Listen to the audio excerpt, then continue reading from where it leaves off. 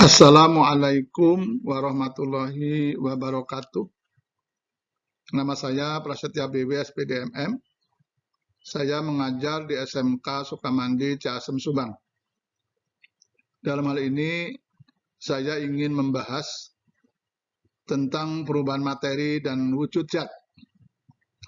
Tujuan pembelajarannya, dengan pembahasan ini diharapkan siswa dapat memahami tentang perubahan materi dan wujud zat. Materi yang akan dibahas kali ini adalah pertama, perubahan materi, yang kedua adalah wujud zat. Sebelum masuk pembahasan, mari kita lihat apa itu tentang materi.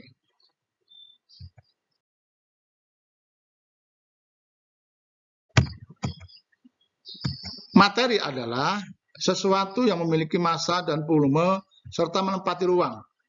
Benda-benda di sekitar kita, misalnya meja, mobil, buku, air, dan udara juga merupakan materi. Selain menempati ruang juga mempunyai massa.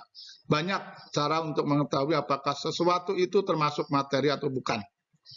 Misalnya, untuk menunjukkan udara menempati ruang ditunjukkan oleh balon udara yang mengembang bila ditiup. Cahaya dan sinar itu bukan merupakan materi. Sebab apa? Sebab tidak menempati ruang.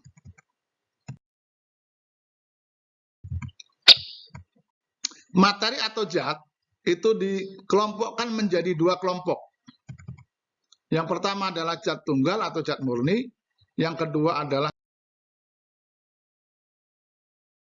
campuran. Mari kita bahas satu persatu. Yang pertama adalah zat murni.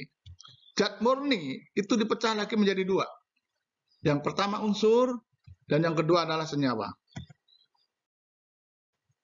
Unsur, apa itu unsur? Unsur adalah zat tunggal yang tidak dapat uraikan menjadi komponen yang lebih sederhana melalui reaksi kimia. Contohnya adalah besi atau rumus kimianya Fe, perak atau Ag, tembaga atau Cu, seng atau Zn, aluminium atau Al, dan seterusnya. Itu adalah contoh-contoh dari unsur. Yang kedua adalah senyawa. Senyawa adalah zat tunggal yang terbentuk dari dua atau lebih unsur melalui reaksi kimia. Misalnya, gula merupakan senyawa yang terdiri dari unsur karbon, unsur hidrogen, dan unsur oksigen. Jika gula kadar akan terurai menjadi senyawa yang lebih sederhana, maka akan menjadi karbon oksida dan uap air. Contoh adalah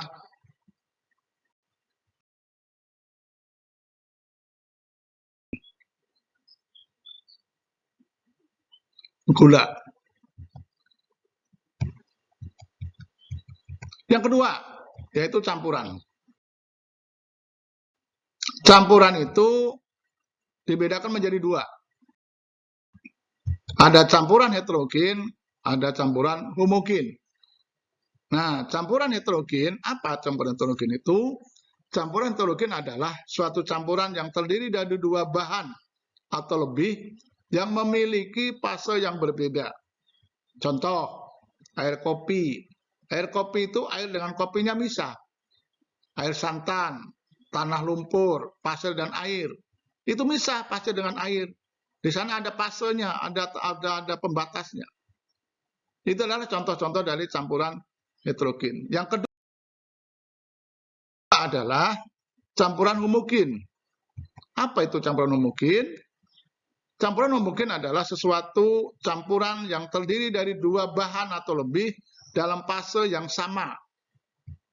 Contoh, kalau kita lihat di dalam contoh ini, ada gula larut dalam air atau larutan gula. Larutan gula itu tidak akan terlihat mana gulanya, mana airnya. Di sana tidak ada pembatasnya, jadi hanya satu fase. Termasuk larutan jeruk, air jeruk, dan sebagainya.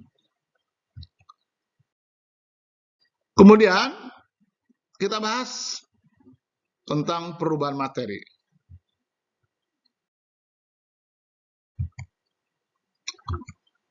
Perubahan materi. Materi itu selalu berubah. Tidak ada yang kekal di alam ini. Nah, secara garis besar, perubahan materi itu dibagi menjadi dua. Yang pertama adalah perubahan fisika, yang kedua perubahan kimia. Pertama, perubahan fisika. Perubahan fisika adalah perubahan yang merubah suatu zat dalam hal bentuk, wujud, atau ukuran, tetapi tidak merubah zat tersebut menjadi zat baru. Artinya di sini, di dalam perubahan fisika itu, zatnya masih tetap. Ibarat rasa, rasanya masih sama. Ibarat bau, baunya masih sama. Contoh, untuk perubahan bentuk misalnya, es batu menjadi air. Atau dibalik, air menjadi es batu. Es batu bentuknya padat, air menjadi mencair. Atau air menjadi uap. Ini bentuknya sudah berbeda. Uap dengan air. Kemudian yang kedua, perubahan wujud.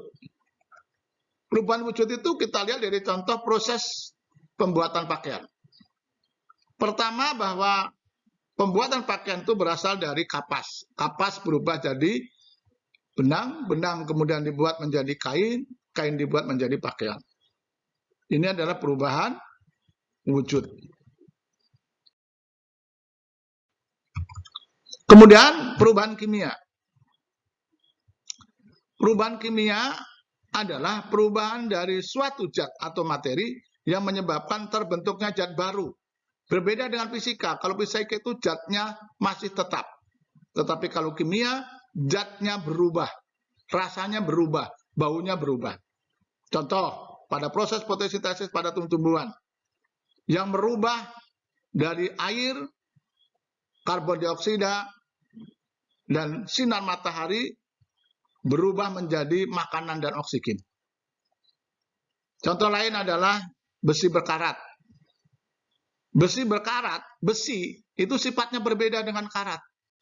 Besi itu dapat menghantarkan arus listrik, sedangkan karat tidak dapat menghantarkan arus listrik. Dan sebagainya, kertas dibakar, bom meletus. Ini adalah contoh-contoh perubahan materi, kimia.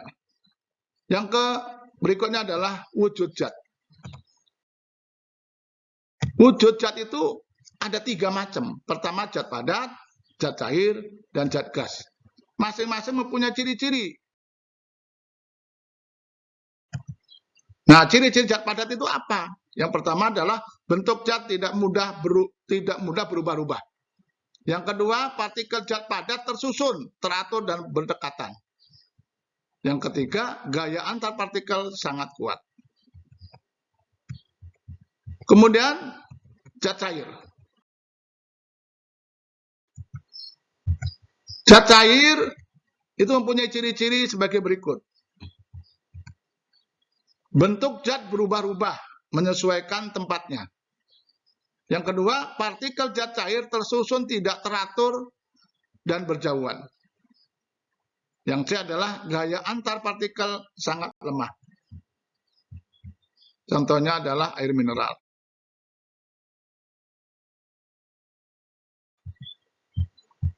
Kemudian gas. Gas itu ciri-cirinya adalah satu, merupakan zat yang tidak dapat dilihat tetapi dapat dirasakan.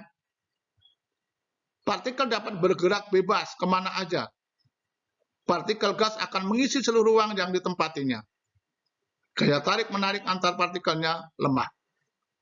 Ini adalah ciri-ciri dari gas, dan contohnya adalah menghirup oksigen. Oksigen itu nggak kelihatan, tapi begitu kita hirup, badan kita jadi segar. Kita kena angin nih. Angin itu adalah udara yang bergerak, gas di sana. Nah, kita bisa merasakan itu datangnya angin. Tetapi kita nggak tahu mana anginnya, mana udaranya. Hanya kita bisa dirasakan. Nah, perubahan wujud zat. Apa itu perubahan wujud zat? Perubahan wujud zat adalah perubahan termodinamika dari satu fase benda ke keadaan wujud yang lain.